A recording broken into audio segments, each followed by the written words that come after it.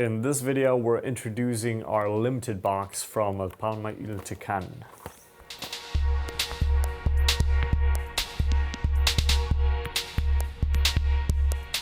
Welcome, my name is Patrick Rolfe and this is Coffee with April. For this video, we're going to introduce this month's limited box, and because we are actually now back in competition season, it will be the World Championship later this week in Milan and we're going there. We thought it fitting to feature two coffees that are most likely actually going to be in the competition.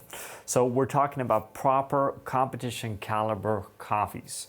The two coffees that we feature in the box is Lactic Processed Gesha and Sidra varietal from the Palma y El Tucán project in Colombia. Now, most of you are already very familiar with these coffees. They've been featured in various forms before, and for those of you that haven't tried it, these are absolutely fantastic coffees, especially when we're talking about Gesha varietals, which is a conversation that always comes up. And I think in my own experience that we see Gesha coffees being less geisha-like than what we're used to. So it's a lot of the traditional flavor notes that we come to expect from them that we don't find anymore. So we're really excited because the geisha that we have in this box are featuring some beautiful bergamot and floral notes, which hasn't really been featured in many geishas lately. There was a time in the coffee industry where bergamot was part of most taste descriptions coming out of Ethiopia, but also then in relationship to these geisha coffees, but we haven't had them in quite some time. And this coffee really has it in abundance. Now, the second coffee is Sidra varietal that is becoming very famous. The 2019 Barista Champion, World Barista Champion, won with a Lactic Sidra. And from there it kind of took off. And the Sidra is interesting as a varietal. It's complex. A lot of people are expecting it to maybe be the next Gesha varietal. What we find in this specific Sidra is that we have slightly more bluer flavor notes. It's a bit more berry-like, still floral, still complex, still incredibly clean. And this just goes to show that, as you know, we are not purchasing a lot of Colombian coffees here at April, but when you talk about projects like Palma y El Tucán, it's kind of hard not to, because the quality level of their coffees is just such a high level, and we're super excited to actually feature them. Now, as you might have heard, this coffee's actually gone through a lactic processing, and we have Felipé, one of the founders of Palma y El Tucán, that was kind enough to take some of his time and record a little bit of video to give you guys a little bit more insight on what that style of processing actually means at the farm. So we're going to move over to him in Colombia and then come back here to Copenhagen. Hello April team, and thank you for this opportunity. A special note of thanks to Patrick. I wanted to share with you the processing behind your lots 17 and 47, lactic process, and the magic behind it. Come with me and I'll show you a little bit of the steps.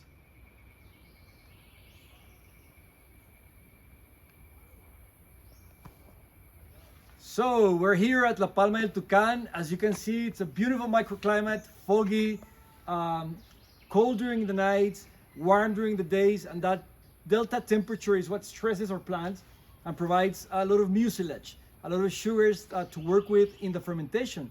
So about lots 17 and 47, beautifully processed with a lactic fermentation.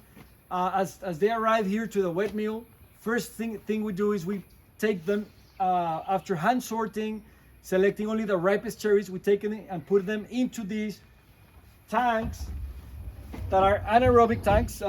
These are sealed. As you can see here, take a look. They are pre-fermenting in cherry, and they're actually pretty warm down there. The two lots that we processed for you had about 68 to 72, 74 hours of pre-fermentation, and that really depends on the temperature, the humidity, and of course the pH measurements that we do here before we take them into the wet mill for depulping. Let me show you what's next.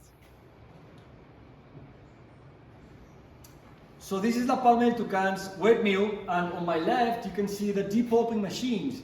These are the machines that we use to remove the outer layer of the cherries, particularly for lots 17 and 47.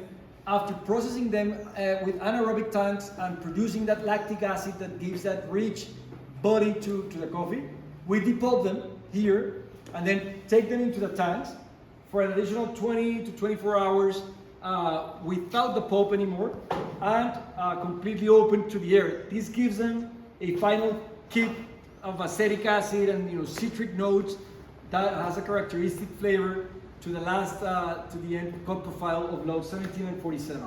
Let me tell you what we do next with the washing station.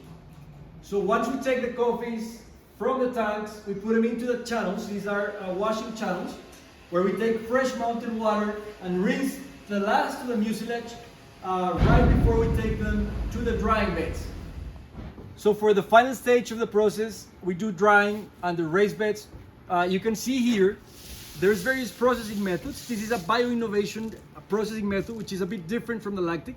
It didn't have the amount of hours on the pre-fermentation stage as the lactic process has. So you can see a more yellowish, cleaner color, as opposed to lots 17 and 47, which have a more pink end color, like the one you can see here, due basically to the pre-fermentation and those tannins going through the bean into the parchment. You can see this is a different type of drying.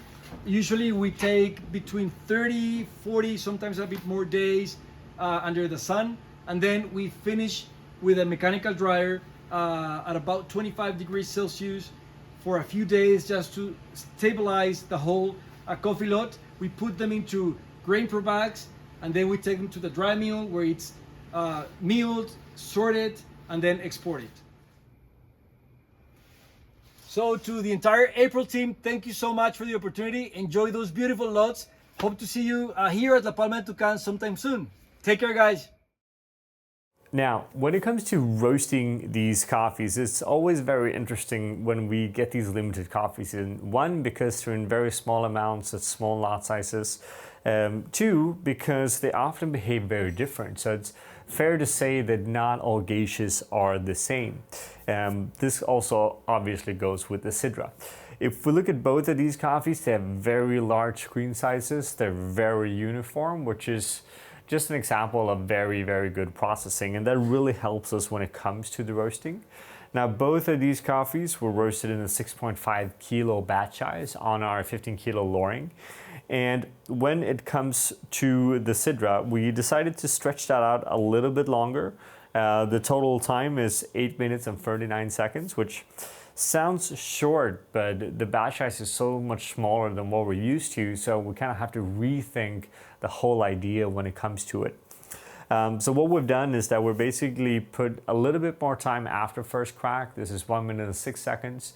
And we're doing this to really make sure that it picks up enough color. We know from experience that a lot of Colombian coffees has a harder time picking up color, and therefore it's important for us to kind of work towards giving it a little bit more. The total end temp of this coffee is 207.6, giving us what is a very light coffee, which also makes this cup super, super clean, more on the delicate side. We have no funky kind of characters, and that's something that we really appreciate.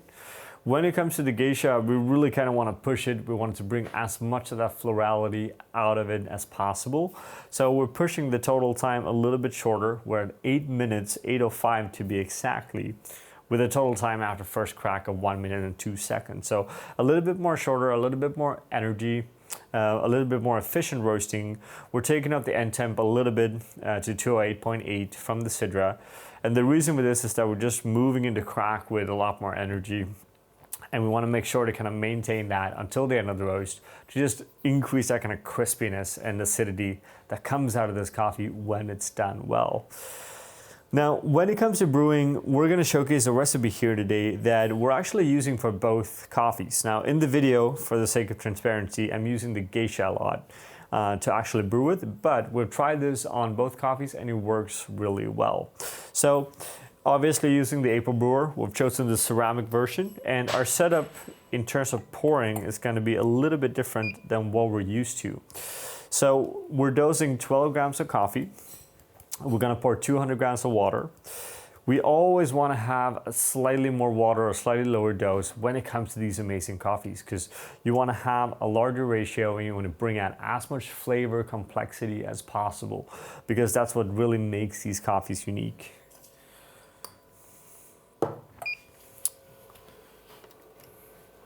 Our water temperatures is at 92 degrees Celsius, and we're going to divide the pouring into 4 individual steps. Each pour is going to be 50 grams of water. And our first pour is lasting for 10 seconds, letting the coffee rest for 30 seconds, doing another pour, and then we just basically keep on that structure all the way to the end. Now, the reason why we're dividing the pours a bit differently from what we're used to is the fact that this coffee, as a lot of, let's call them alternatively processed coffees, has a very fast flow rate. And to be able to compensate for that, there's a few different things you can do. You can do finer with the grind size, which is fair enough. The issue with going finer with the grind size is that that's going to have a big impact on the flavor notes and the taste quality that comes out of that. So we find that restructuring the pouring to actually give the coffee more contact time generates a better result. So at 1 minute, so we wait for another 30 seconds, we do another 50 gram pour. And then we wait up to 1 minute and 30, and that will then be the last pour, right? So we basically pour every 30 seconds. So basically pouring like this allows us to keep a coarser grind size, which we believe is generating a much higher quality when it comes to taste, but also allowing us to have that slightly longer contact time. Now, if you want to reference grind size here on any given grinder, let's say a Comandante, for example, you probably here want to be around 30, which again sounds coarse, but you really want to give the coffee a slightly wider range of particle size, which is going to just help out bring out a little bit more complexity and a little bit more clarity in the final cup.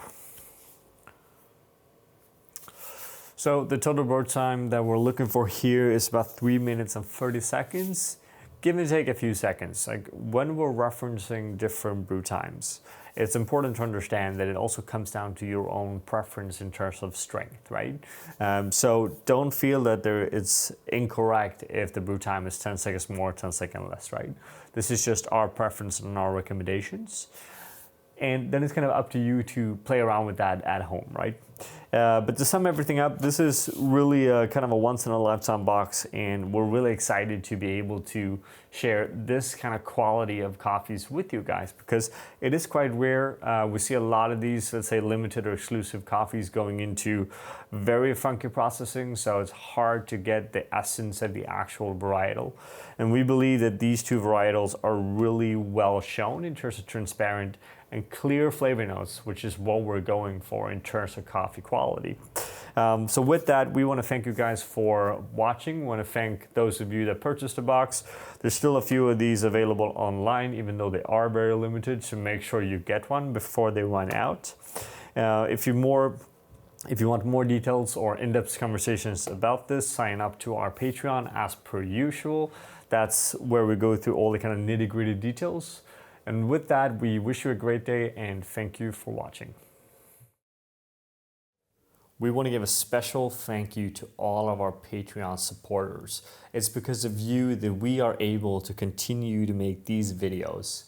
And we want you all to feel free to always come with suggestions and ideas on the content that you want to see, because we are doing this for you and because of you. Thank you from all of us here at April.